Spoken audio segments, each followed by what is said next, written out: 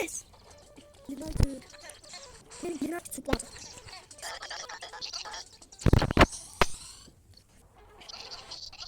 Geçmiyor. Hadi oğlum. Siz hadi yapıyoruz.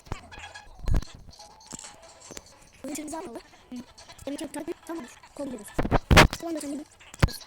Ben de sana bir şey koy. Yok yok yok. Biz olsun. Bak şurada gideceğiz. Bak. Ben kaçmışım. Bir dakika. Bak diye sır. Gözleri koy. Gözleri. Hayır. Ne yapıyorsun? Burada tar. Ve burası. Önce oynadı. Bak. Azım kokmak. Çok geçin. Sus. Oha. Bolu. Bolu. Ne var? Böyle.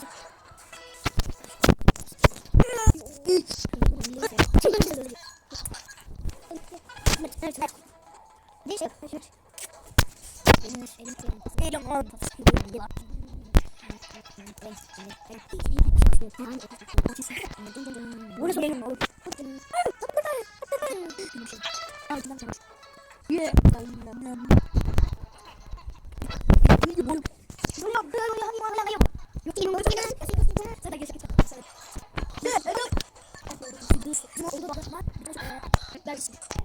Ben benim kızar kartı.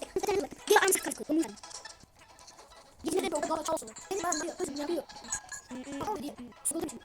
Girin misin? Abi ben diyor. Ne gidiyor? Bizim adam canı olsa ses. Hadi asası yani. Al birini çek. Biri bunu elini yine acım böyle. Ha ne yapacağız? Oy. Ne o? Nasıl olursa yapıyoruz. Oo sardı bana ya beton yapalım. Hadi daha oynayacağım. Bak kadınlayı istiyorum. Söyle kadınlayı istiyorum. Oo bir şey. Burada alma eşek sosunu alıyor. Tam sende. Açma bunu.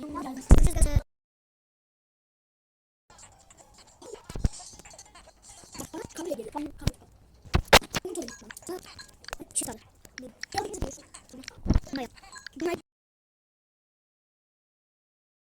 Evet.